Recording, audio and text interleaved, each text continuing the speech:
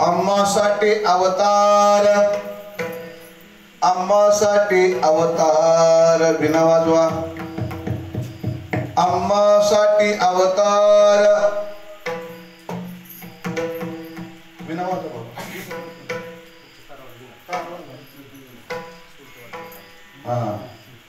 अम्मासाठी अवतार मस मोहे धाव घाले पाना, मोहे धाव घाले पाना, नाव घेता पंढरी राना. कोटे न दिशे पाहता, कोटे न दिशे पाहता, उडी घाले अवचिता. मोहे धाव घाले पाना, नाव घेता पंढरी राना. सुख ठेवी अम्मासाठी, सुख ठेवी अम्मासाठी, दुःख आपणाची गोटे.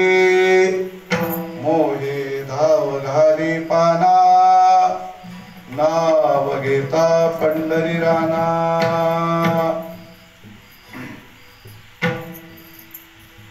अम्मा घाले पाठीकडे, अम्मा घाले पाठीकडे, आपण कडे काळाशी भिडे, आपण कडे काळाशी भिडे. मोहे धाव घाली पाना, नाव घेता पंढरी राना. तुका म्हणे कृपा निधी, तुका म्हणे कृपा निधी. अम्मा उतरे नावी मध्ये, मोहे धाव घाले पाना, नाव घेता पंढरी राणा विठाला विठाला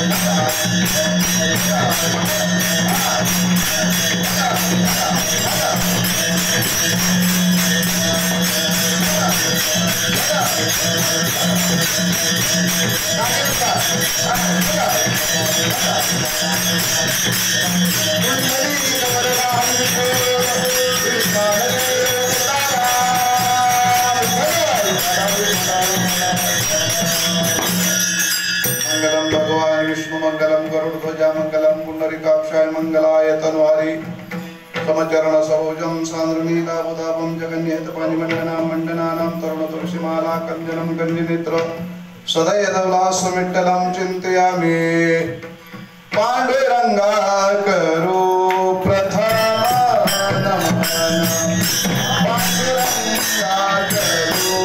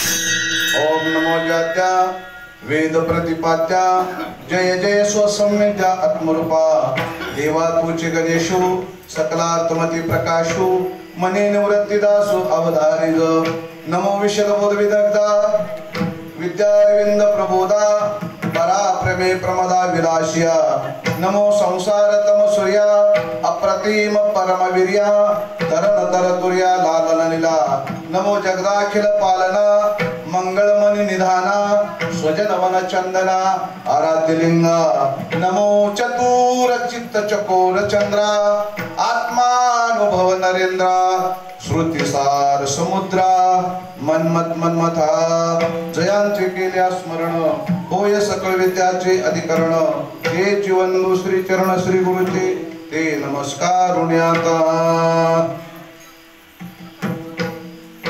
ओम नमो ज्ञानेश्वरा करुणा करा दयाळा तुमचा अनुग्रह लादलो पावन झालो चराचरी नमो ज्ञानेश्वरा निवृत्ती उदारा सोपन देवा मुक्ताबाई नमो त्रिभुवन पावने अत्रत्रय जननी देवाची नमो सद्गुरु तुक्या ज्ञानदीपा नमो सद्गुरु सच्चिदानंद रूपा नमो सद्गुरु भक्त कल्याण मूर्ती नमो सद्गुरु भास्करा पूर्ण कीर्ती सेवेलागे सेवक झालो तुमच्या लागलो निज चरणा अहो स्वामी तुक्या देवा यावरी न करावा अभीर पवनतनय संकट हरणा मंगल मूर्ती रूपा राम लखन सीता सहित हृदय बसूर भूप शरण शरण हनुमंता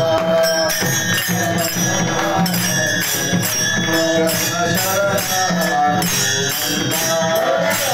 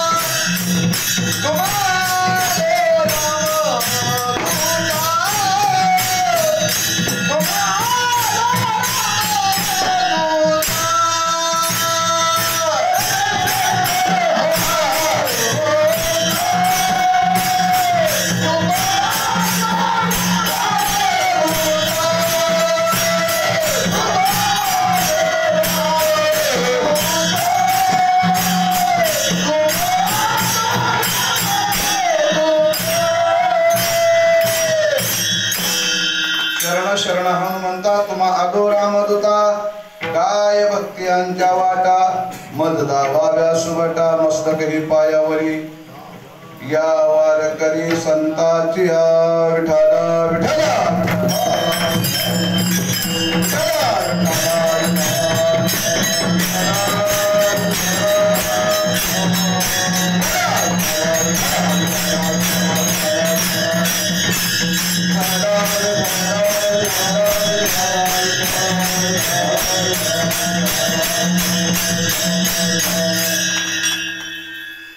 प्रस्तुत प्राप्त प्रसंगी अनंत कोट ब्रह्मांड नायक कर्तुम अकर्तुम अन्यथा कर्तुम अकारण कारण करुणालय पंढरीश परमात्मा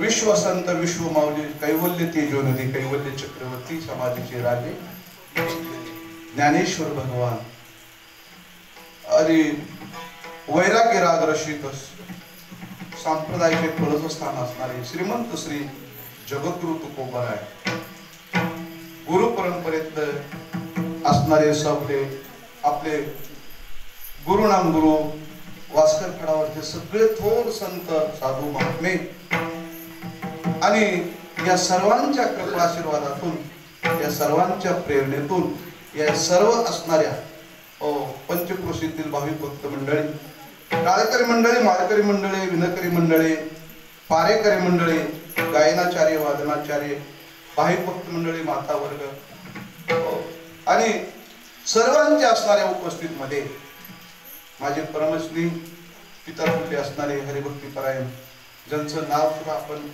आपल्याला घ्यायला मध्ये हे वाटतं संकोच वाटतो पण आपण गुरुजी या नावाने त्यांना संबोधतो ओळखतो आदरणीय गुरुजी सन्माननीय आदरणीय वंदनीय गुरुजी आहेत आणि एकीकडे ज्यांनी कॉलेजच्या जीवनामध्ये अध्यापनाचं कार्य केलं असे असणारे ते पण या ठिकाणी उर्वरित असणारं निवृत्तीनंतरचा काळ परमार्थामध्ये पूर्ण वेळ देऊन आपल्या सेवेसाठी तत्पर आहेत पायगन सर गुरुजी या नावाने आपला सगळा पंचक्रोशी त्यांना ओळखतो आहे आणि एकीकडे त्यांचे असणारे पाहुणे मृदंगासाठी उत्कृष्ट मृदंगाची साथ करण्यासाठी आहेत आमचे टाळकरी टाकळीचे टाळकरी मंडळी गावातली सगळी भजनी मंडळी आणि सगळ्यात उत्कृष्ट म्हणजे आपल्या जीवनाला शेवटपर्यंत स्मरण राहण्यासाठी एक चॅनेल पुढे आहे YouTube चॅनेल आहे त्या चॅनेलवर आपला शेवटच्या श्वासापर्यंत आयुष्याच्या शेवटच्या क्षणापर्यंत ते आपल्याला चित्रीकरण पाहायला भेटणार आहे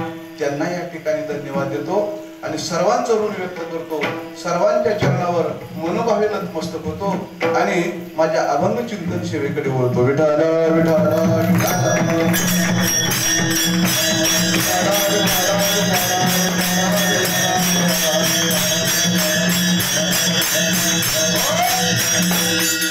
आजचा हा विशेष असणारा प्रासंगिक असणारा कार्यक्रम जो आहे तो सर्वांना श्रुत आहे सर्वांना ज्ञात आहे आज असणारी ही असणारी काला अष्टमी म्हणण्यापेक्षा जन्माष्टमी आहे काला अष्टमी असते ती भैरवनाथाची असते आणि जन्माष्टमी असते ते भगवान आपल्या कृष्ण भगवंताची असते ऐका द्वापार युगाच्या शेवटच्या चरणामध्ये द्वापार युग 4 युग आहेत त्रेतायुग कृतयुग त्रेतायुग द्वापार युग आणि कलियुग या चारी युगाच्या चौकड्या भगवंताच्या साक्षीने भगवंताच्या अवताराने धर्माची जोपासना करण्यासाठी होत.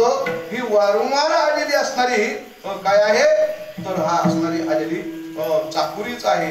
भगवान ज्या ज्या वेळेस या पृथ्वी तलावर अधर्म वाढेल आणि धर्माचा ऱ्हास होईल त्या त्यावेळेस भगवान या पृथ्वी तलावर अवतीर्ण होतात. आणि तो प्रसंग, तो दिवस, तो क्षण म्हणजे आजचा आहे.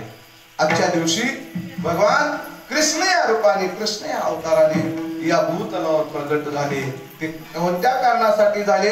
आपण गीता जर पाहिली, भगवद्गीता आणि भगवद्गीतेतला दुसऱ्या अध्यायामध्ये भगवान सांगतात, माफ करा, 4था अध्याय, आणि त्या 4थ्या अध्यायामध्ये भगवान सांगतात परित्राणाय साधूनां विनाशाय दुष्कृतम धर्म संस्थापनार्थाय संभवामि युगे युगे.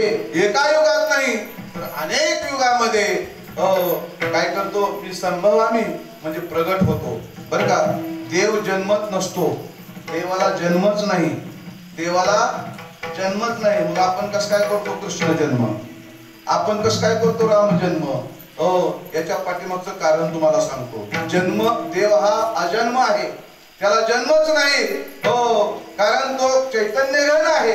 उपजेते नासे नासले पुनरुपी दिसे, हे घटिका यंत्र जैसे परिभ्रमेगा. पण हे कोणाला आहे? हे माया विकर असणाऱ्या पदार्थाला आहे. मायाचा विकर भगवंताला नाही. म्हणून ज्ञानोबराय वर्णन करतात ज्ञानेश्वरीमध्ये. पहा, ज्ञानोबरायांची एक गोडी सुंदर आहे बघा. महाराज म्हणतात की हे जे असणारे चैतन्य आहे त्या चैतन्याला तो विकार नाही, तर तो विकार फक्त मायोपदित असणाऱ्या पदार्थाला आहे. मायेपासून तयार झालेले सगळे जीव आहेत. इरती माईक दुःखाचे जनती नाही आली अंती अवसान. फक्त एक देव सोडला तर बाकीचे सगळे माईक आहेत. विठ्ठल विठ्ठल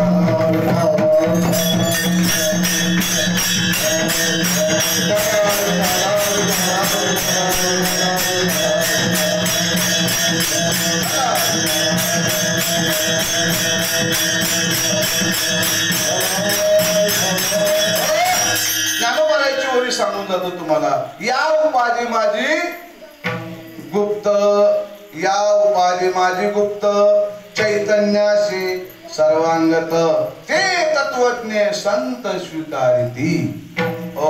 संतांनी त्या चैतन्याचा स्वीकार केला. आणि चैतन्य म्हणजेच परमात्मा, चैतन्य म्हणजेच भगवान श्रीकृष्ण, चैतन्य म्हणजेच सर्वागती राम देहादेयक सूर्यप्रकाशक सहस्रश्मी.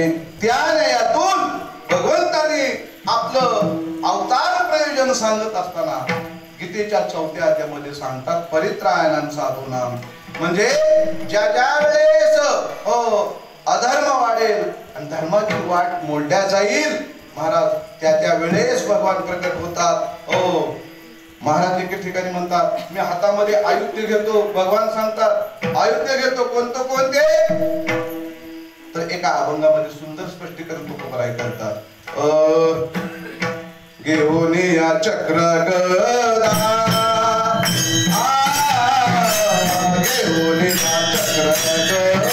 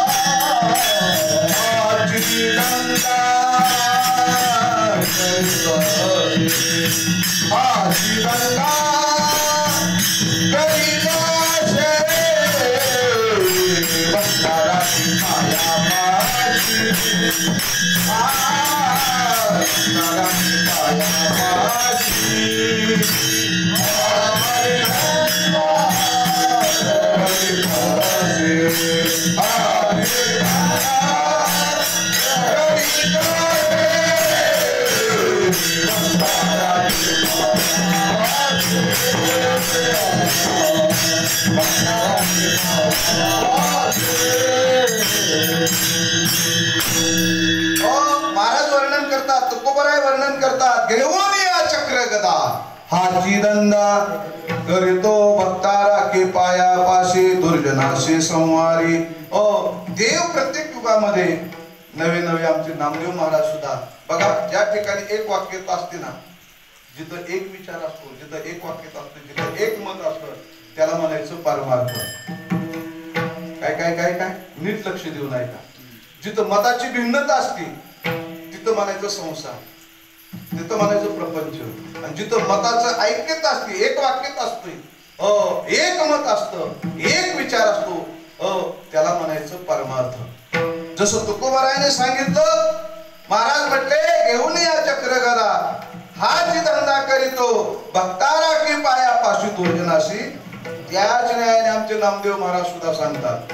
नामदेव राय म्हणतात की हा जो देव आहे तो देव धर्म रक्षणासाठी अवतीर्ण होतो, म्हणून तो प्रगट होतो आणि तो प्रगट होऊन धर्माचं रक्षण करतो.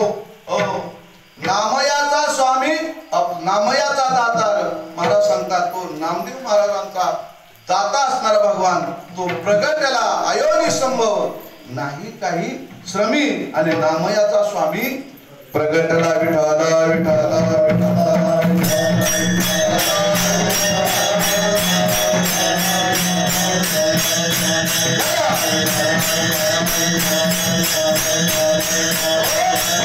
आता हा प्रसंग देवाच्या अवताराचं प्रयोजन विस्तारित करण्यासाठी हा असणारा प्रासंगिक आहे. प्रसंग त्याचं वर्णन करणं हे फार महत्वाचं आहे. कारण वक्ता जर बोलणारा जर इतर विषय बोलत असेल, त्या प्रसंगाला अनुरूप जर बोलत असेल तर त्याला वक्ता म्हणता येत नाही. वक्त्याला भान पाहिजे, विषयाचं भान पाहिजे, ठिकाणाचं भान पाहिजे, आणि आजच्या या प्रसंगाचं सुद्धा भान पाहिजे. नाहीतर प्रसंग वेगवेगळा आणि त्या प्रसंगाला अनुसरून अनुरूप असणारे त्याची वाक्यरचना, त्याचं विश्लेषण, त्याचं चिंतन असलं पाहिजे. कारण संतांचं वाङ्मय हे समग्र आहे. संतांचं वाङ्मय हे समग्र आहे. सागरासारखा अथांग खोली संतांच्या असणाऱ्या साहित्याचं आहे, वाङ्मयाचं आहे. आपण त्यांच्या खोलीच्या असणाऱ्या पातळीपर्यंत जाऊ शकत नाही, पण कामापुरतं तरी आहे का नाही, कामापुरतं. आपल्याला ताण किती पाण्याची आहे, सागर वाहिलेला आहे पाण्याने, पण आपण सगळा सागर पिऊ शकत नाही. आपली ताण किती आहे, वंजळवर पाण्याची, किती वंजळवर पाणी. आपल्या ताणेपुरतंच पाणी त्या सागरातलं घ्यायचं, जास्तीच्या नादी लागायचं विठाला विठाला विठाला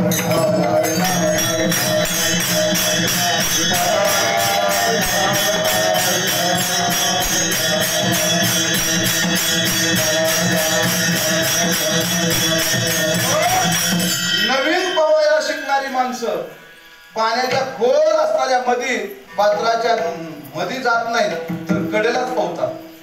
बुडलं तर कडेला लगेच निघता येतं, म्हणून जास्त खोलीमध्ये जायचं नाही. कडेलाच एखाद्याला होळ्याच्या पेटाळ्याला धरायचं आणि तिथंच पाय हलवायचे. जास्त मध्ये जायची काय करायचे नाही, धडपड करायची नाही. मध्ये गेला की बुडला म्हणून समजायचं. म्हणून आपण बुडलो तरी ना पाहिजे आणि पोहायचा आनंद भेटला पाहिजे. त्याच्यासाठी कुठला तरी आधार नवीन पोहणाऱ्याने घेतला पाहिजे. त्याच्यासाठी आधार जर कुठले असेल तर ते माझ्या ज्ञानोबाराय तुकोबारायचं वाङ्मय पहा. ज्ञानोबाराय तुकोबाराय मार्गदावोनी गेले आधी तयाने दे संतती तेनेची पंथे चालू जाता न पडे गुंता कोटी काही विठाला विठाला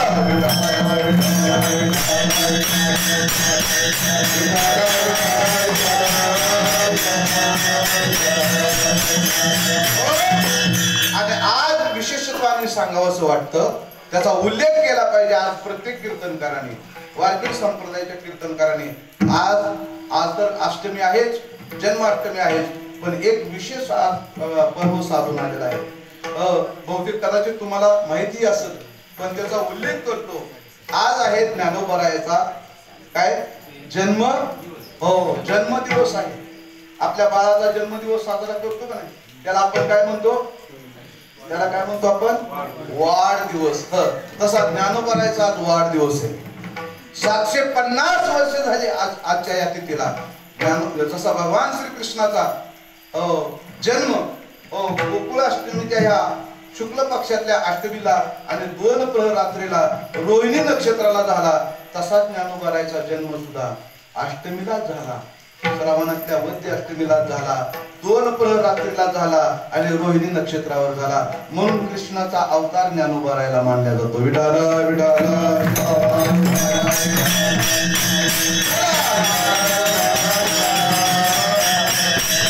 आणि हा योग पाहण्यासाठी आपलं भाग्य आहे. हा योग पाहण्यासाठी आपलं भाग्य आहे. आज तुम्ही आळंदीकडे जर थोडी नजर मारली, आपला मोबाईल त्या युट्यूबवर सर्च जर केली आळंदी, तर 10 लाख लोक नुसती पारायणासाठी आजची तिथली जर चित्रीकरण जर पाहिलं तर सोन्याचा कळस ज्ञानोबा राहायच्या त्या शिखरावर कलशावर होण्याचा कार्यक्रम केला. कशाचा? सोन्याचा. हे आपल्या वारकऱ्याला माहित पाहिजे. आपल्या संप्रदायामध्ये काय चाललंय काय नाही हे आपल्याला जर माहित नसायचं, आपण माहित करून घ्यायचं नाही, आपल्याला ते कळलं नाही तर आपल्याला कसली अस्मिता संप्रदायाची. ऐका, आपल्याला त्याचा जिव्हाळा पाहिजे, आपल्याला अस्मिता पाहिजे, आपल्याला चाड पाहिजे आणि प्रत्येक संप्रदायाच्या कृतीवर आपली काय पाहिजे? तळमळ पाहिजे. विठाल विठाल.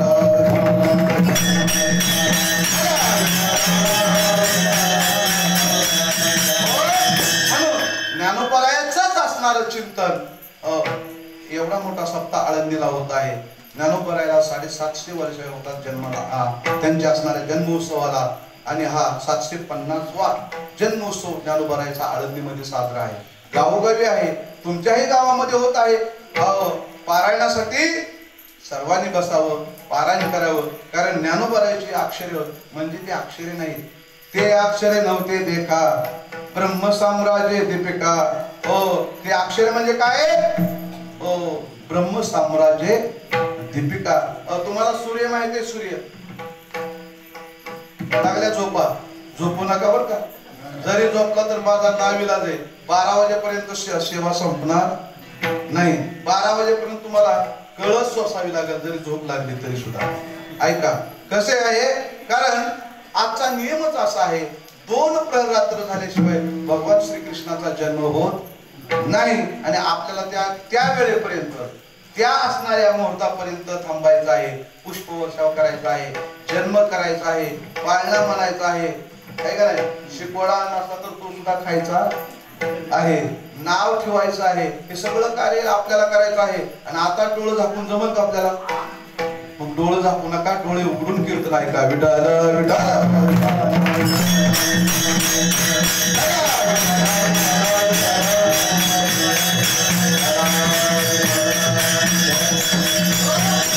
ऐका, खंत एवढी वाटते.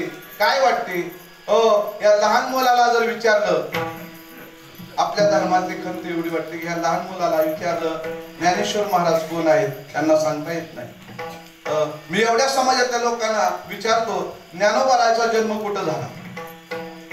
ज्ञानोबरायाचा जन्म कोणत्या गावामध्ये झाला? एवढं इथे असलेल्या लोकांनी कुणी एकाने सांगावं.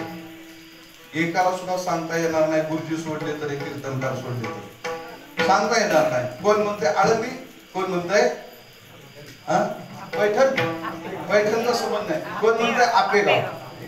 पण या दोन्ही मधनं संदिग्धता येऊन नेमकं उत्तर कोणतं आहे? अचूक उत्तर. सवाल 1 लाख केले, कोण देणार उत्तर? तर याचं उत्तर आहे ज्ञानोबरायाचा जन्म. आता हे तर नेवासाच. विठाल विठाल.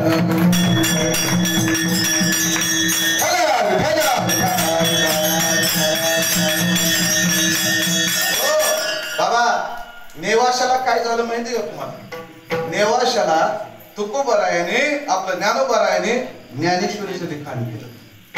जो खांबा आहे ना, त्या खांबाला बसून, पैस खांब म्हणून अजून तो मंदिर आहे त्याचा खांबाचं, ते नेवाशाला आहे.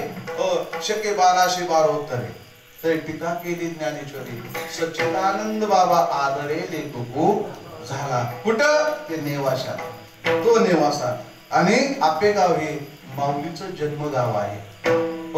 निवृत्तीनाथाचा जन्म आपेगावला झाला, मुक्ताईचा जन्म आपेगावला झाला, ज्ञानोबरायाचा जन्म आपेगावला झाला, आणि माझ्या सोपान काकाचा सुद्धा जन्म आपेगावला झाला. पण त्यांचं आजोळ आळंदी असल्यामुळं ते आळंदीला येऊन, आई वडिलांसाठी आळंदीला येऊन ते राहिले, आणि आळंदीत असणारा त्यांचं सगळं चरित्र घडलं. मला एवढं सांगायचंय की एवढ्या साध्या गोष्टी सुद्धा आपल्या धर्मातल्या लोकांना, संप्रदायातल्या लोकांना माहीत नाही. ही खंत तुमची नाही, ही चूक तुमची नाही, याचा असणारा दोष आहे तो तुमच्याकडे नाही, याची चूक आम्ही, त्या चुकीला जबाबदार आम्ही आहे. आडातच नाही तर पवऱ्यात कुठून येणार आहे. आम्ही जर तुम्हाला नाही सांगितलं, ज्ञानोबा सांगतात येथ वडील ते जे करती, येथ वडील ते जे करती तसे तसे पोरे करती, असा शब्द नाही बरं का तसा. मी आपलं तिथं यमक जुळवलं. ज्ञानोबारायची ओवी शुद्ध ओवी सांगतो, येथ वडील ते जे करती तया नाम धर्म ठेविती, तेची येल आचरती सामान्य सगळं. विठाल विठाल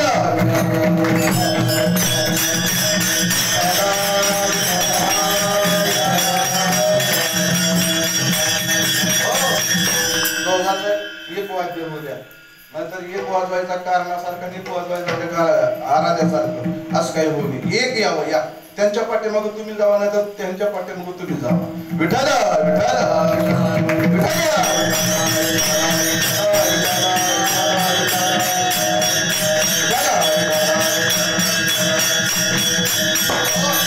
आणि पहा, या कलियुगाच्या धावत्या काळामध्ये हे फार अवघड झाले.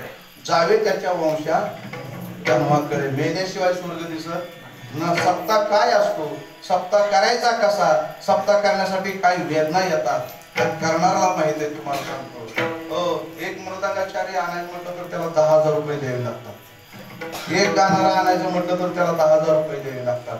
आणायचे कुठ नाही. बरं, जरी जमा झाले तरी यांना का सोकाळ करायचं.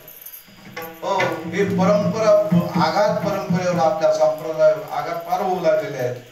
आणि आपलीच लोक आपल्या संप्रदायाचं खच्चीकरण करायला वातावरण तयार झालेलं आहे. एक महाराज 50,000 रुपये फीस घेतो कीर्तनाची. किती? 50,000. त्याच्या बापाचं काय कर्ज बिर्ज का समाजावर? 50,000 रुपये. 1 तास आणि 1.5 तासासाठी तो कीर्तन करतो आणि 50,000 रुपये घेऊन. बरं, त्याची चूक नाही, देणारे 60,000 रुपये द्यायला तयार आहे आणि त्याच्यासाठी 6 महिने तारखा घ्यायला तयार आहे.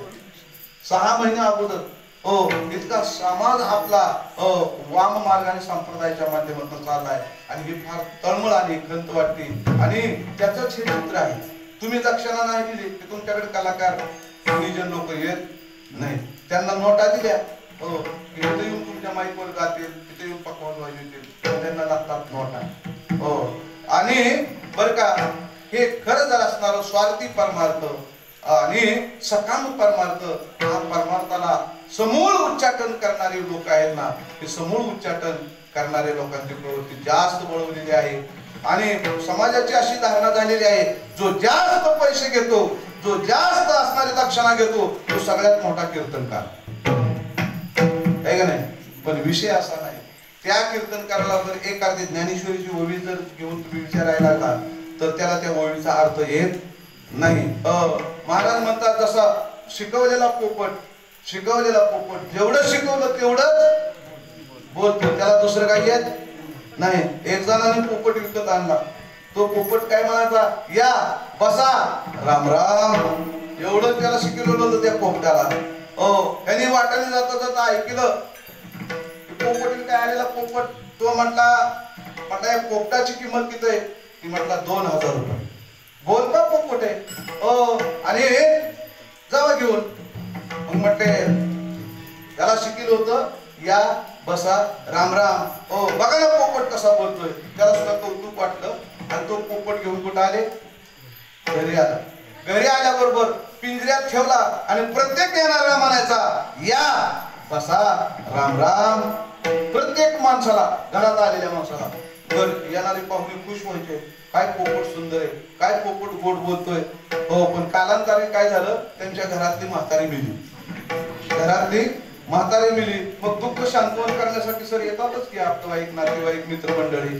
ते जरी आले तर हा पोपट काय म्हणायचा, या बसा राम राम. कुणाला म्हणायचा? ते शांतवन करणाऱ्या आलेल्या माणसाला. लोक म्हटले काय पोपट आहे बाबा, यांच्या घरातली म्हातारी मिली आणि राम राम म्हणतोय. मग त्या मालकाला त्याचा राग यायचा. कुणाचा? पोपटाचा. मालकाने काय केलं, कोण आलं ती म्हणला, या बसा राम राम. मालकाने फटकार द्यायचा त्याला. आता त्याला दुसरं काही येत नव्हतं. मालकाने त्याला सांगितलं त्या पोपटाला, हे पोपटा, असं म्हणायचं नाही. मग काय म्हणायचं, आमच्या घरी म्हातारी मेलेली आहे, आम्हाला रामराम करायचा नाही, हे शिकवायला त्याला 8 दिवस लागले. हे शिकवायला त्याला 8 दिवस लागलं. आणि सूतक किती दिवसाचं असतं? 10-12 दिवसाचं. 10 दिवसात सूतक असतं. आणि 10 झाल्यानंतर पुन्हा मित्र आले, मंडळी आले, पाहुणे आले, त्यांना हा राग म्हणतो रामराम करायचा नसतो, आमच्या घरी म्हातारी मेली. आता त्या मालकाला काय गुदगुल्या झाली असतील काय? विठाल विठाल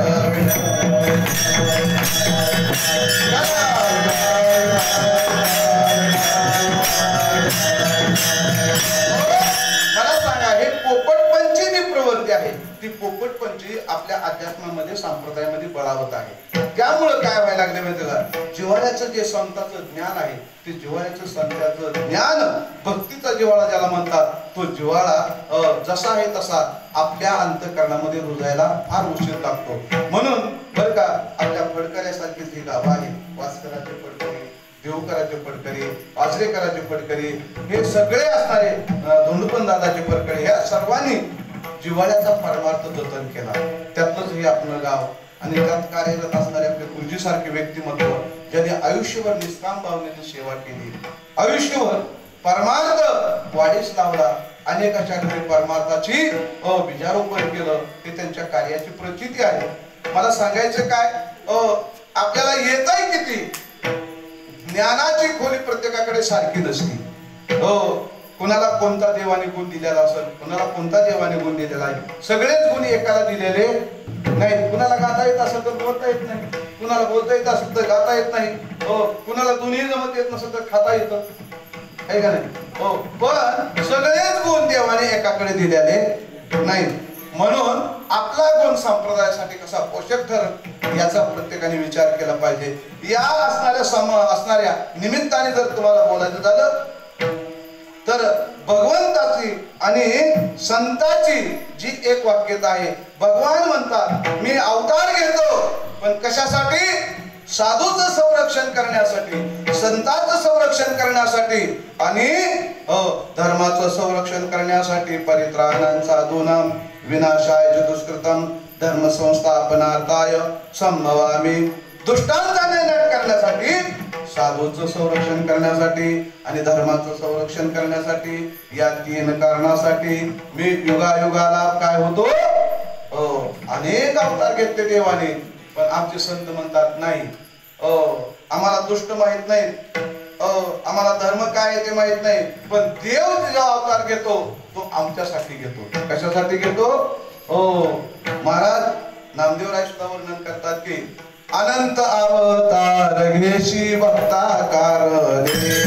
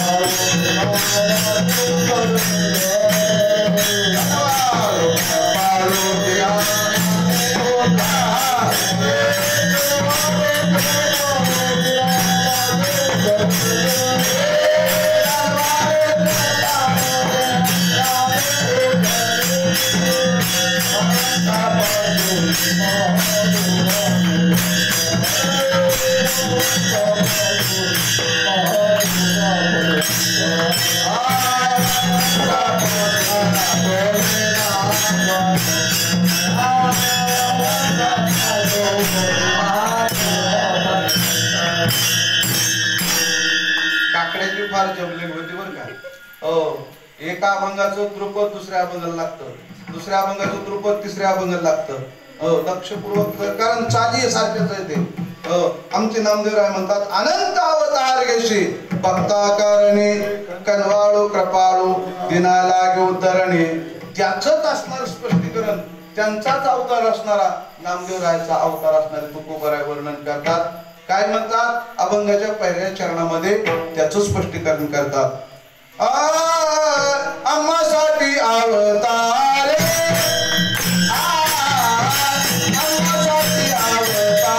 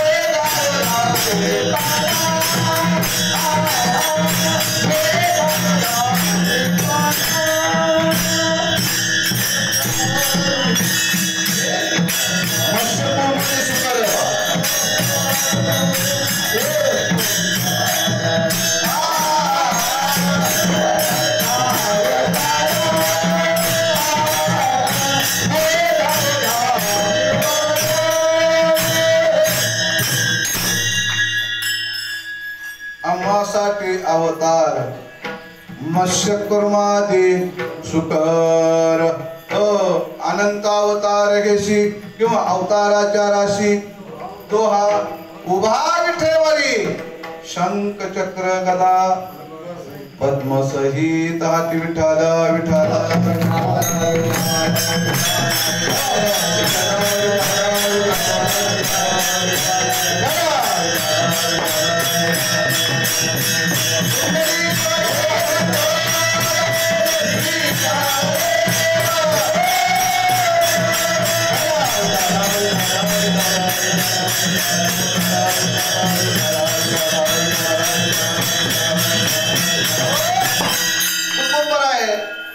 सांगतात अभंगाचं प्रतिपादन करतात आम्हासाठी अवतार देव अवतारला जो येतो निर्गुणातनं सुगुणात येतो अव्यक्तातनं व्यक्तात येतो अमूर्तातनं मूर्तात येतो कशासाठी येतो आमच्यासाठी येतो आमच्यासाठी म्हणजे भक्तासाठी येतो आणि भक्ताचं संरक्षण करतो म्हणून हे धर्मदात आगवे मी युगा युगी रक्षावे हे धर्मदात आगवे म्हणजे धर्माचं पालन करणारे जे धार्मिक मंडळी आहेत कोण धार्मिक मंडळी आहेत धर्माचं पालन कोण करतं तर धर्माचं पालन हे संत करतात धर्माचे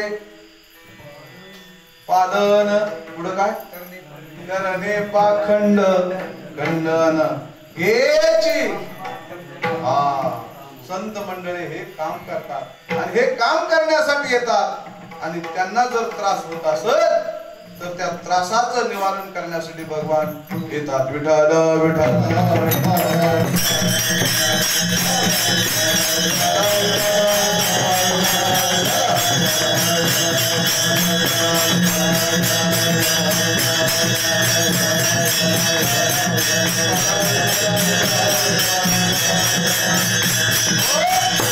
म्हणून ज्या मार्गाचं जीवन जगत असताना संतांचं जीवन हे धर्मबद्ध असते धर्मातून असते आणि मग ते करीत असताना संतांच्या मुखामध्ये काय असतं देवाच्या नामस्मरणाशिवाय दुसरं काही नसतं देवाला जे आवडतं ते संत करतात देवाला काय आवडतं देवाला आवडतं त्याचा नामोच्चार महाराज म्हणतात हो की नामाचा उच्चार रात्रंदिवस नामाचा उच्चार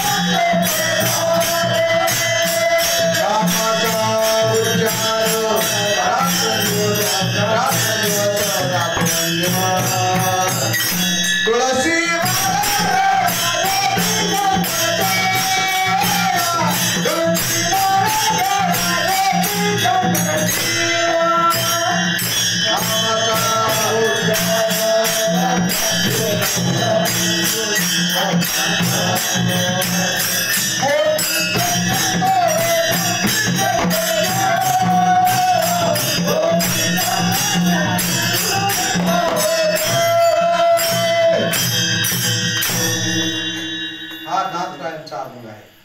हो, नाथराय म्हणतात आवडे देवाची ऐका तो प्रकार, नामाचा उच्चार रात्रंदिवस, तुळशी माळ गळा गोपीचंदन टिळा, होय बाबा, आणि हृदय कळवळा कीर्तनकाराचा. विठ्ठल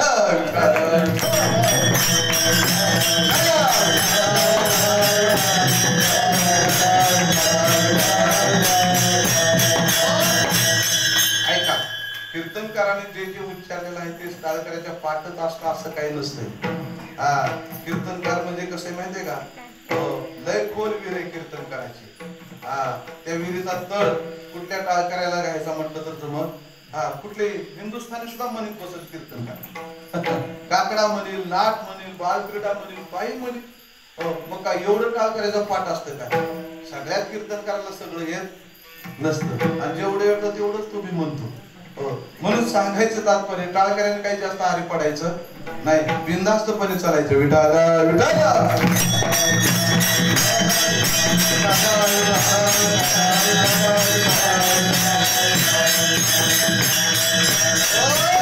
महाराज सांगतात देवाला जे आवडत, आवडे देवाशी ऐका तो प्रकार. किंवा असं देवाला जर नामस्मरण रात्रंदिवस केलेलं देवाला आवडतं. दिनरजनी हाची धंदा गोविंदाची पवाडी, दिवस नकळी रात्र नकळी अखंड लागलेशी ज्योती. महाराज हे रात्रंदिवस तुकोबरायला देवाचं चिंतन लागलं होतं. बोलावा विठ्ठल, पहावा विठ्ठल, करावा विठ्ठल, जीवभावी येणे सोशी मन झाले हव मरी. किंवा अनेक दुसरे मज नाही आता नेमिले या चित्तापासून या. पांडुरंग ध्यानी पांडुरंग म्हणे जागृती स्वप्ने पांडुरंग. महाराज ते बसले तरी देवाचं नाव, ते झोपले तरी देवाचं नाव, ते जेवत असले तरी देवाचं नाव. हो, महाराज सांगतात ना, गोविंदासनी गोविंद शयनी गोविंद त्या मनी बैसदासे. हो, असं गोविंदमय असं नाममय त्यांचं शरीर झालेलं असतं. म्हणून अशांचं असणार महाराज म्हणतात देव संरक्षण करतो. म्हणून त्यांच्यासाठी अवतार घेतो. अम्मासाठी अवतार मत्स्य कुर्मदी सुकर. आणि मग नाव घेतल्यानंतर देवाची प्रतिक्रिया काय असते? अभंगाचं दुसरं चरण, मोहे धाव घाली पाना,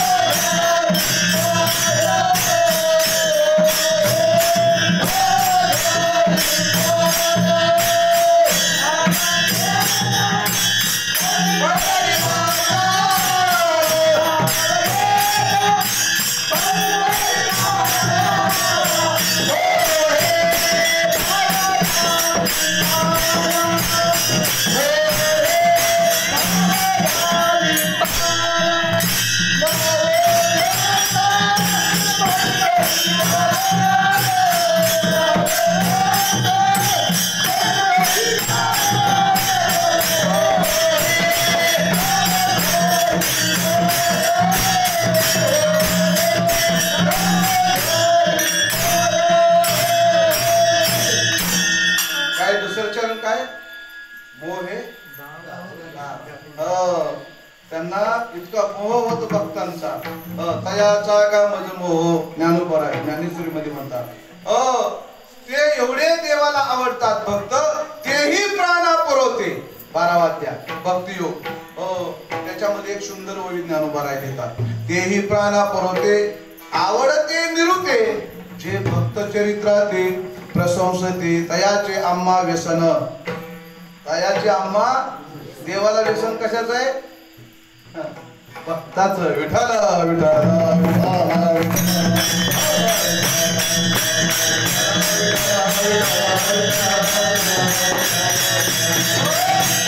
आणि व्यसन म्हटलं की व्यसनाचा सीन येत नसतो, व्यसनाचा सीन येत नसतो, हे का नाही? बिड्या वाढणाऱ्याला वाटतं का आपण लय बिड्या वाढल्या त्या? तंबाखू खाणाऱ्याला वाटतं का आपण लय तंबाखू खाल्ली? चुन्यासाठी ते पुढं उभा करून जातात, उलटा तर उलटा. किती लांब चुन्यासाठी जातात? एक आपलं शेत ओलांडून दुसरं शेत ओलांडून, बाजारचा रस्ता 1 किलोमीटर असावा आणि त्या बाजारच्या रस्त्यावर चुन्याच्या एवढ्या नगभर चुन्यासाठी तंबाखूच्या व्यसन आणि शिनवी ज्ञानोबाची ओळख आहे बरं का. जो व्यसन करतो त्याला शीन नाही. तसं देवाला आमच्या व्यसन कशाचे? भक्ताचं. म्हणून भक्ताचं कार्य करत असताना देवाला शीनच येत नाही. हो, देवाला शीन येत नाही. न सांगता करे सर्व काम. हो, सगळे काम देव करतो. देवाला भक्ताचं काम करत असताना शीन येत. ज्ञानोबाच्या ओवीच्या अनुषंगातनं बोलतो तुमच्या पुढं. नुसतं भक्ताने नाव एकदा घेतलं की त्याला त्या नावाच्या मोहाने काय होतो? पाना पडतो. मोहे दहावे धावून येतो. हाके सरशी उडी, हाके सरशी. आणि पुढं काय? बघा, मला सांगा. आणि मग महाराज म्हणतात, हाक मारल्याबरोबर आईची कृपावंत कोण? आणि माझ्या विठाई वाचून विठ्ठल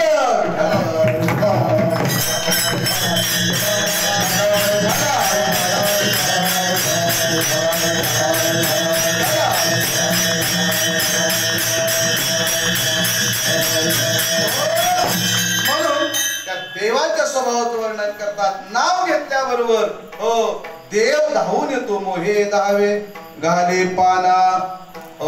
आणि मोकळा येत नाही येताना. भक्ताला आई जशी पानापासली लहान बाळाला, बाळाचं नाव काढल्याबरोबर आईला पाना फुटतो, आहे का नाही? आठवण जरी बाळाची आली तरी आईला पाना फुटतो. तसं कृपेचा पाना देवाला फुटतो भक्ताचं नाव काढल्याबरोबर. भक्ताचं नाव काढल्याबरोबर देवाला कृपेचा पाना फुटतो. मोहे दहावे घाली पाना नाव घेता. ऐकता ना तुम्ही? मग कुणाचंही नाव घ्यायचं नाही. ज्याला पाना फुटतो आपल्याबद्दलचा त्याचंच नाव घ्यायचं. नाहीतर आपण दिवसाला देव बदलतो, आहे का नाही? दिवसाला देव बदलतो. अनेक देवाकडे आपलं वाटचाल पायपिशी असते, पण अनेक देवापेक्षा हा देव कसा आहे? महाराज सांगतात, तो हा देवाचा देव बळ्या माझा पंढरीराव विठ्ठल विठ्ठल.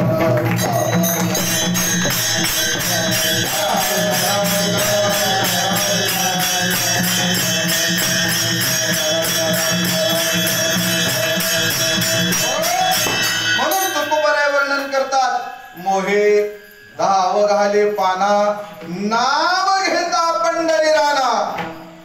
त्या पंढरीच्या राण्याचं पांडुरंगाचं नाव घेतल्याबरोबर तो कृपेचा पाना घेऊन भक्ताकडे येतो.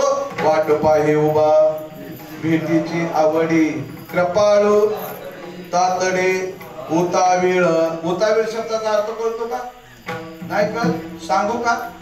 सांगा. अजून अर्धा तास टाइम आहे आपल्याला. बरोबर 12ला कीर्तन सेवा संपवायची. तुम्हाला एवढं सांगणार आहे. कृष्ण चरित्र सगळ्यांनाच माहित आहे. द्वारका मथुरेत जलमला गोकुळात गेला, आहे का नाही? यमुना ओलांडली आणि सापाने काय केलं? छत्री धरली. हे सगळ्यांनाच माहित आहे. पण अभंगाच्या एका एका शब्दाचा अर्थ प्रत्येकाच्या गळी उतरवणं आज कीर्तन काळाची गरज आहे. कीर्तनकारांनी केलं पाहिजे. कीर्तनकारांनी तुमचा टाइम मारून नेणं याला कीर्तन म्हणत नाही. प्रत्येक शब्दाचा अर्थ श्रोत्यांना कळाला पाहिजे. नाहीतर घरी कोण गात्याचं पारायण करतंय का? अहो, तुम्ही करीत नाही यात काय विषय नाही. आमच्या टाळकऱ्यालाही दुसरा अभंग म्हटलं तर तेव्हा तुका म्हणे काय म्हणून विचारतात. आमच्यातला एक विनय करी, त्याचं नाव सांगत नाही गुरुजी. नाव सांगितल्यानंतर कोणतरी चौकशी करेल बर का. 25 वर्ष झालं भजन करतो. सुंदर ते ध्यान त्याच्याकडेच अभंग असतो आणि त्याचं चरण विचारतो, तुका म्हणे काय हो? तुका म्हणे हात तुझ्या गालात आता. तुका म्हणे हात तुझ्या गालात. अरे, पहिल्या अभंगाचं जर चरण आपल्याला लक्षात राहत नसेल, आपल्या लक्षामध्ये, आपल्या आठवणीमध्ये, आपल्या चित्तामध्ये आपल्याला लग्नाचा आहेर कोणाचा किती होता हे लक्षात राहते. आपल्या लग्नात बँड कोणतं होतं हे लक्षात राहतं, जेवायला काय केलं हे लक्षात राहतं, पाहुण्याने कोणता कोणता आहेर आणला होता हे लक्षात राहतं, सासऱ्याने कसला ड्रेस आणला होता हे सुद्धा लक्षात राहतं. आणि 25 वर्ष झालं भजन करतो आणि सुंदर त्या ध्यानाचं शेवटचं चरण लक्षात राहत नाही. हो, फटफजिती तुझ्या लक्षाची. मला सांगा, आपलं तेवढी गोडी तेवढा अवधान त्या ठिकाणी नाही. महाराज म्हणतात तसं जर आपण परिपूर्णतेनं जर केलं तर ते अवगत व्हायला काही उशीर लागत नाही. अभ्यासाशी महाराज म्हणतात सर्वता दुष्कर नाही, सर्वता अभ्यासा लागी सर्वता दुष्कर नाही. ज्ञानोबा सांगतात अभ्यास केल्यानंतर काही जोडतं, काही महाराज सांगतात अभ्यासाच्या निबळे एकी गती अंतराळे.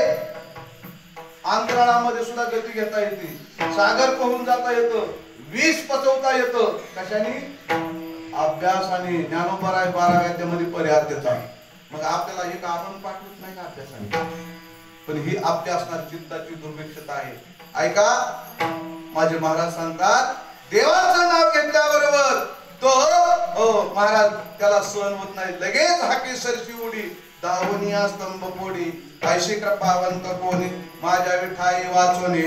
म्हणून महाराज म्हणतात असा देव येतो, पाहिलं तर दिसत नाही, पाहिलं तर दिसत नाही, पण टाइम आला की त्या ठिकाणी दत्त म्हणून हजर राहतो.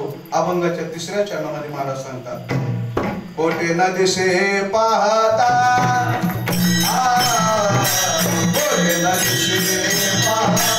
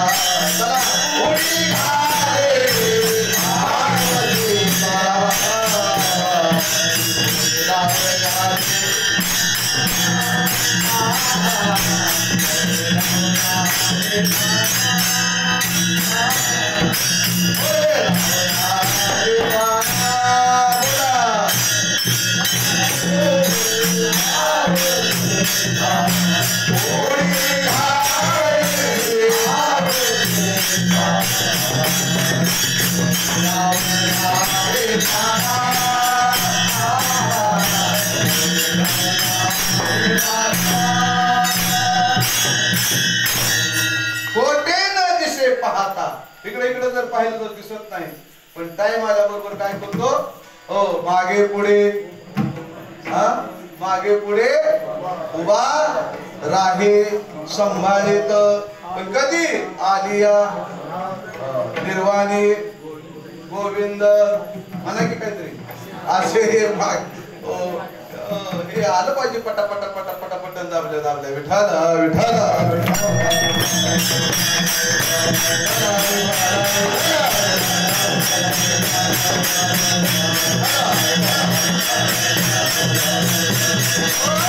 महाराज म्हणतात मागे पुढे उभा राही संभाजित आली आगत निवाराया किंवा निर्वाणी गोविंद असे मागे पुढे काहीच साकडे पडवणे दे.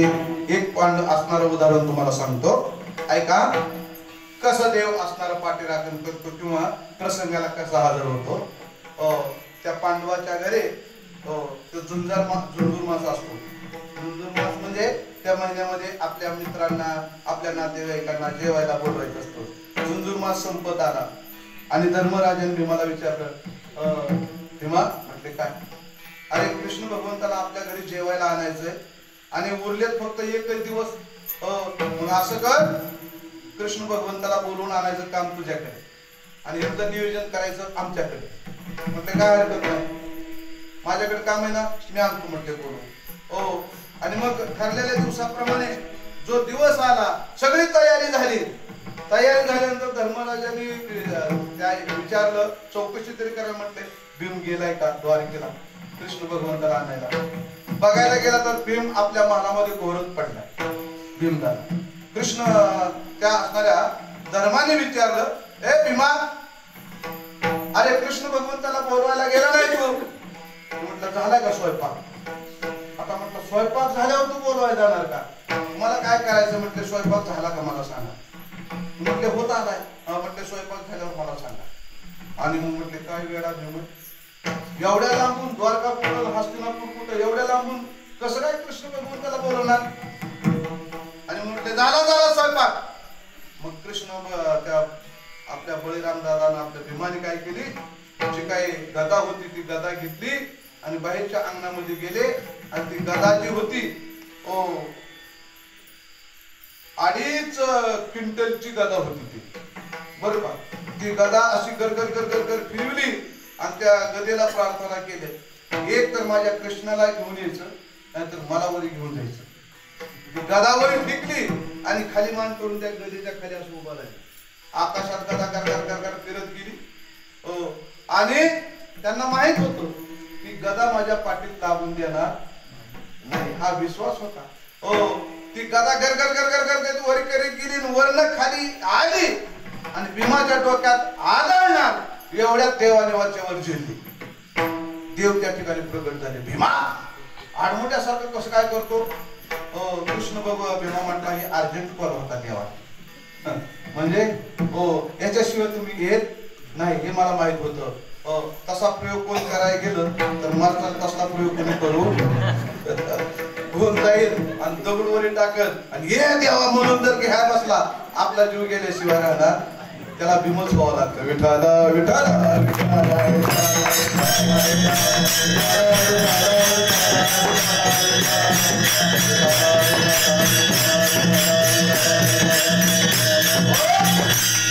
वर्णन करतात, कोटे न दिशे पाहता आणि उडी घाली अवचिता, मोहे दावे घाले पाना, नाव घेता पंढरी नारायणा. आणि पुढे सांगतात देवाचा स्वभाव असा आहे की आपल्या भक्ताला थोडं सुद्धा दुःख झालं ना पाहिजे, त्याला सुखाचीच असणारी पुरवणी करतात. महाराज अभंगाच्या 4थ्या चरणामध्ये वर्णन करतात. महाराज म्हणतात सुख ठेवी आम्हासाठी, दुःख आपणची घोटी. मला सांगा, एखादा विस्तव पाय विस्तवावर ठेवल्यानंतर पायाला चटका बसणार का हाताला चटका बसणार? पायाला चटका बसणार आहे का नाही? त्या असणाऱ्या कुठं द्वारकेमध्ये असं झालं की सत्यभामा रुक्मिणी होत्या आणि त्या ठिकाणी राधिका गेले गोकुळावर कृष्ण भगवंताला भेटण्यासाठी. पण या असणाऱ्या सत्यभामाला राधिकेचा फार द्वेष होता. म्हटले ही राधिका आमच्या कृष्णाला काय करत आहे, या असणाऱ्या द्वारकेमध्ये राहूनच येत नाही, सारखं कृष्ण कृष्ण. आणि कृष्णाने हे राधेचं नाव घ्यायचं. प्रेम करावं तर राधेनं प्रेम करावं. राधेसारखे प्रेमळ व्यक्ती या दुनियात दुसरी कोण नाही. त्यांच्या जखमीवरच्या खपल्या कोणी काढायच्या? भगवंताने. ऐका, समोर खपल्या काढलेल्या माणसाला जास्त राग येतो. सत्यभामेला राग आला आणि राधा ज्या वेळेस द्वारकेत आली त्यावेळेस म्हटले राधा पुन्हा इथं न येईल असंच करायचं. म्हणजे काय, तिच्यासाठी गरम गरम दूध उकळलं, कुणासाठी? राधेसाठी.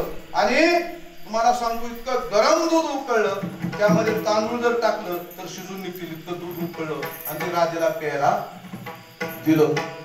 राधेला प्यायला दिल्यानंतर राधेनं थंडगार आईस्क्रीम खाल्ल्यासारखं सगळं दूध पिऊन टाकलं.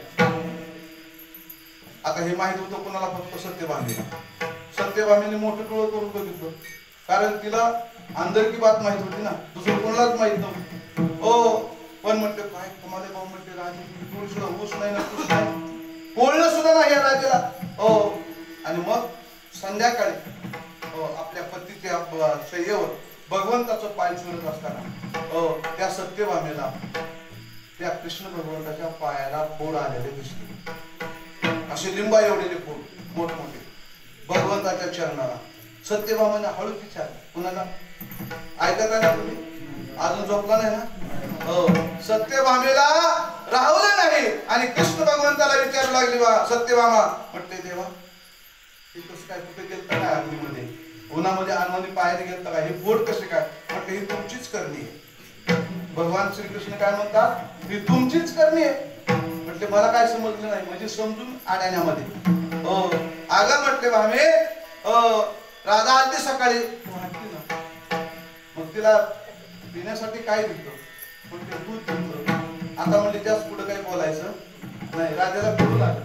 म्हटले देवा मी एक विचारते, मी गरम दूध सत्यभामेला दिलं प्यायला, हे खरं आहे.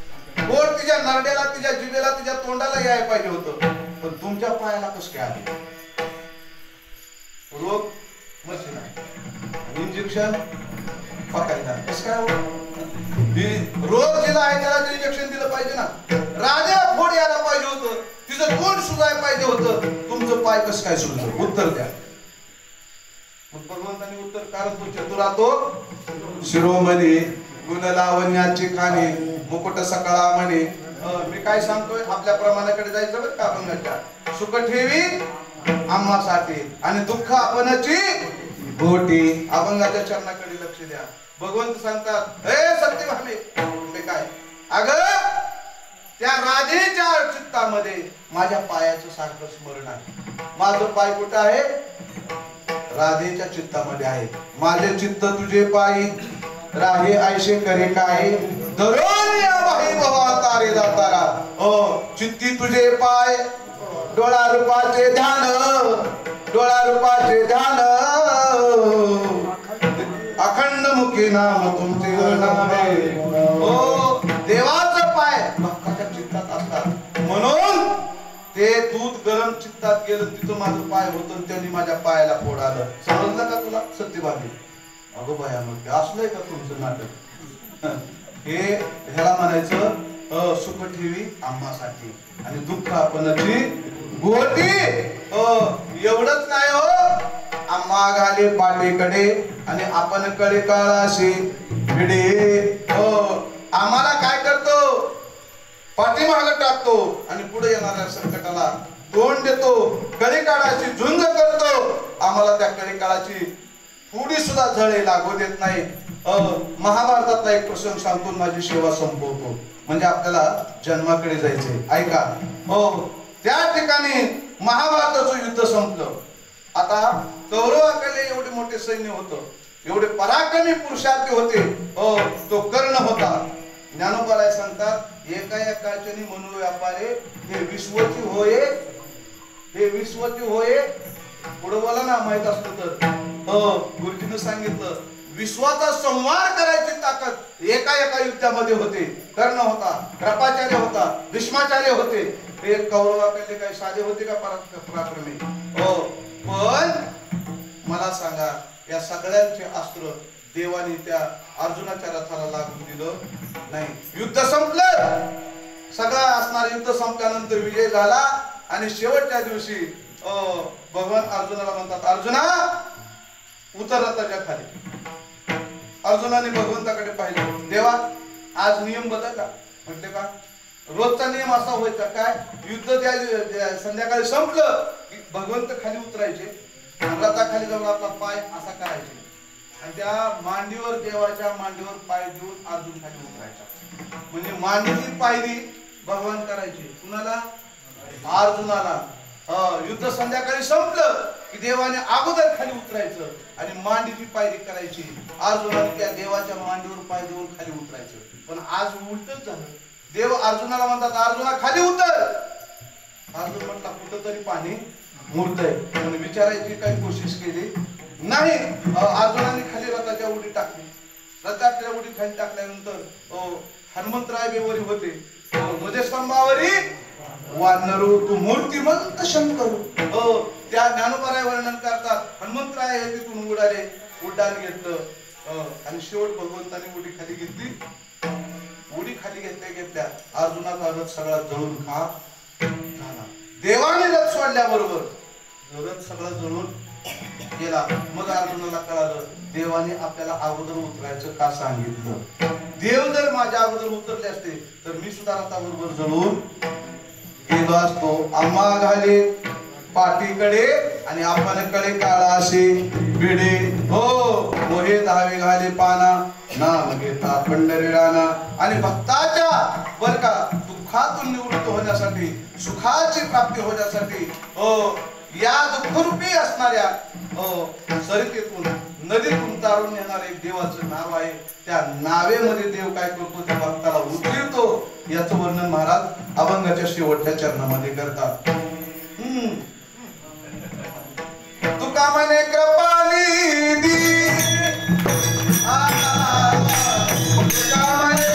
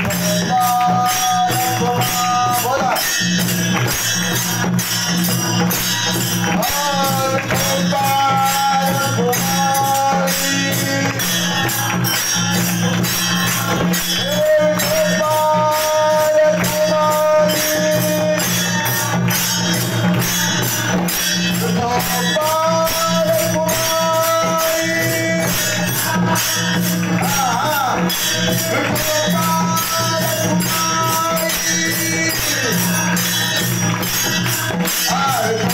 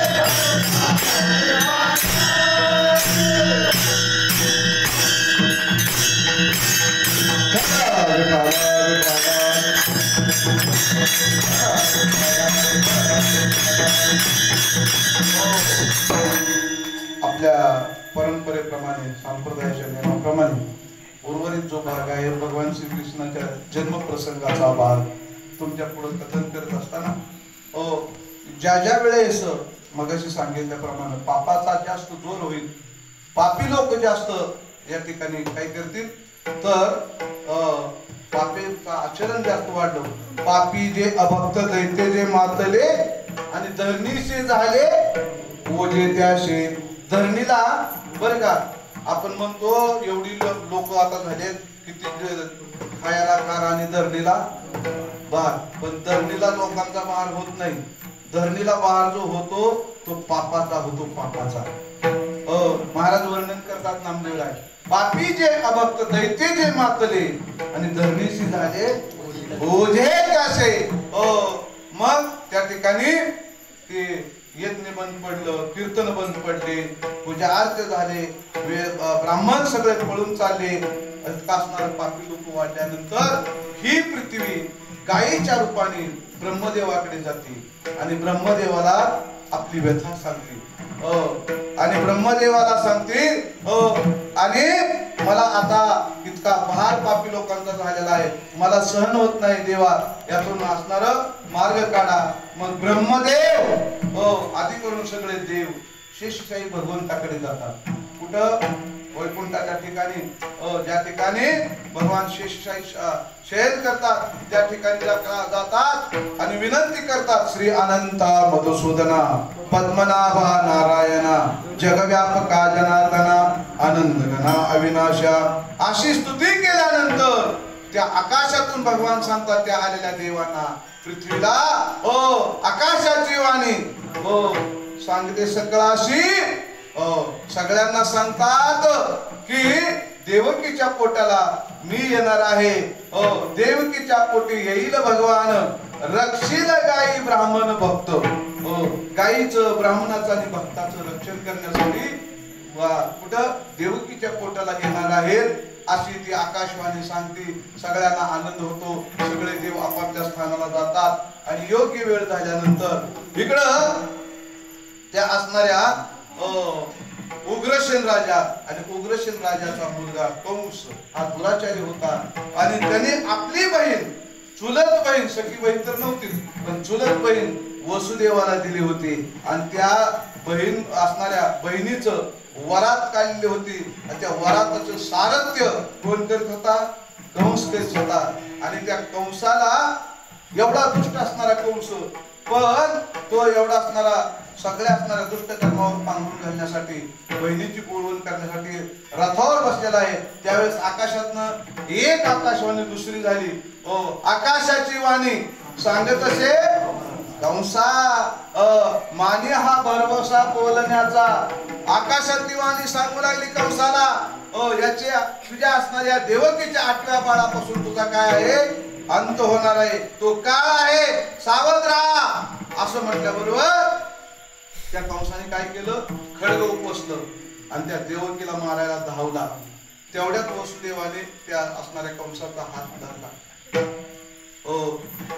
दाजी तुम्हाला माहित आहे का, गोहत्या, स्त्री हत्या आणि बाल हत्या ही फार भयंकर असते. ते म्हटले असलं तत्वज्ञान प्रवचन मंदिरात जाऊन सांगायचं, मला सांगायचं नाही. दुष्टाला कुठं पटते का चांगल्या गोष्टी? त्यांनी सांगितलं सारं बाजूला.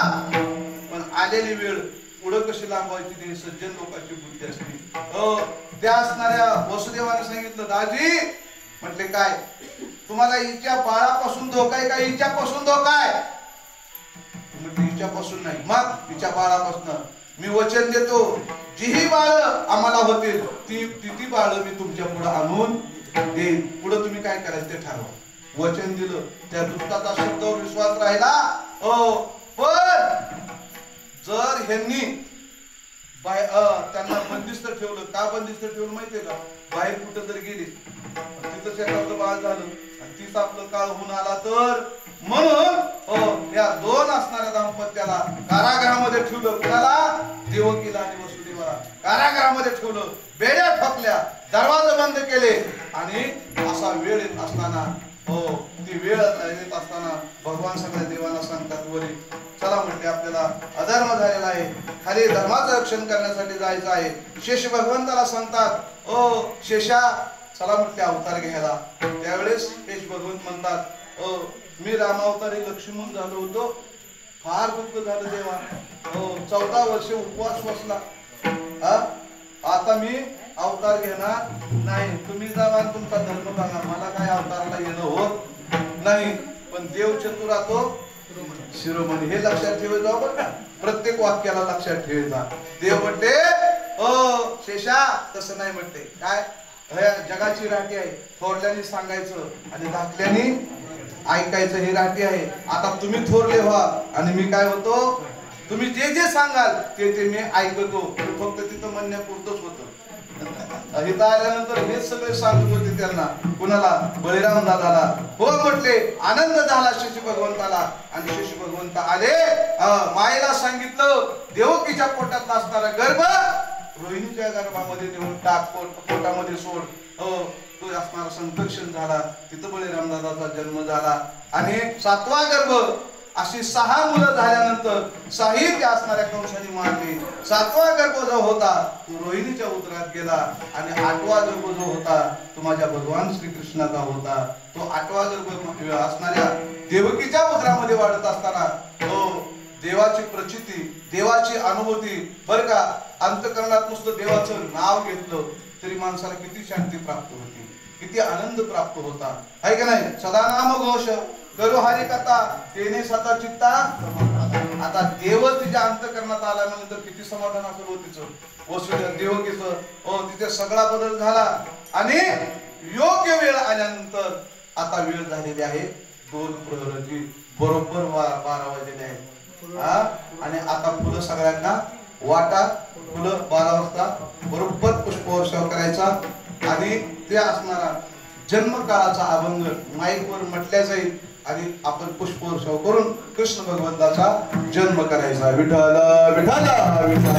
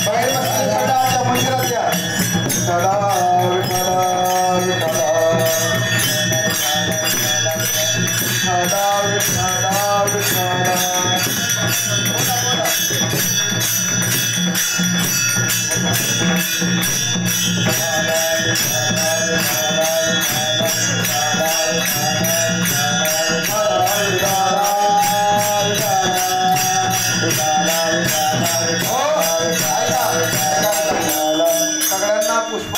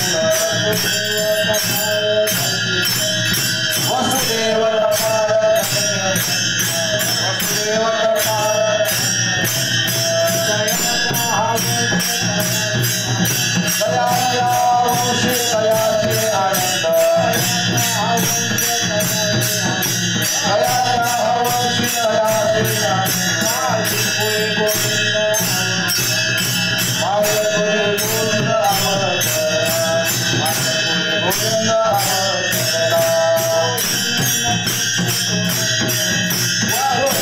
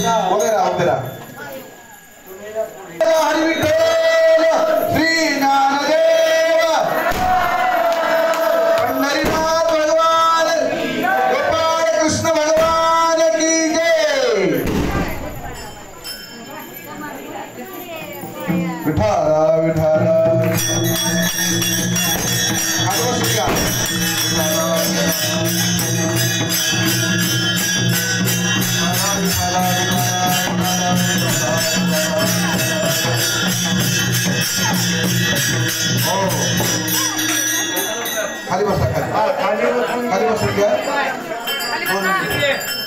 हो बसा खाली तुकाराम तुकाराम तुकाराम भजन करा तुकाराम तुकाराम तुकाराम तुकाराम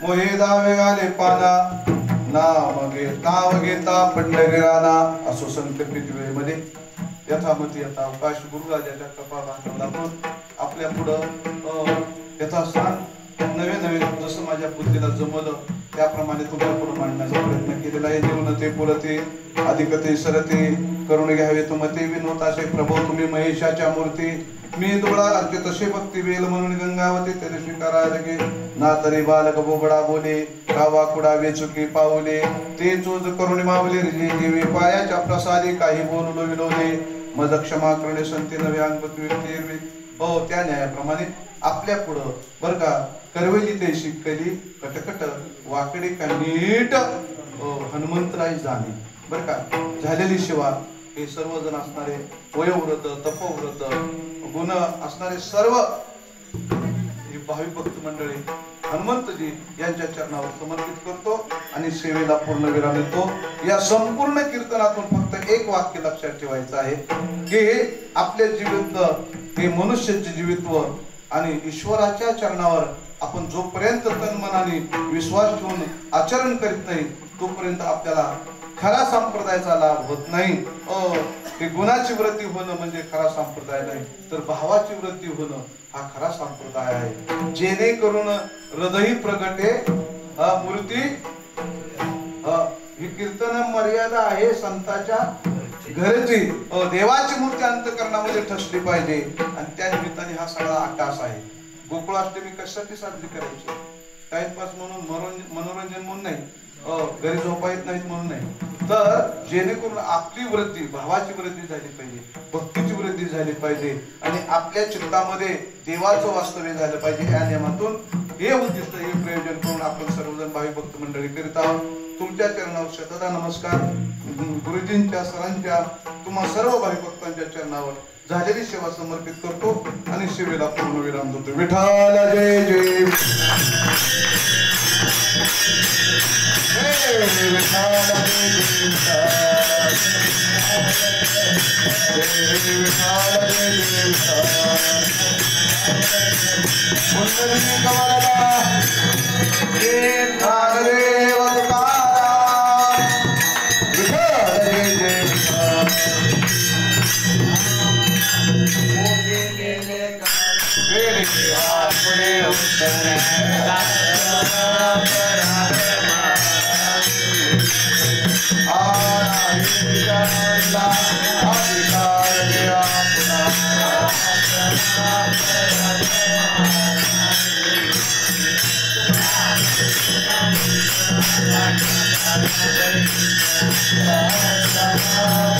Thank you.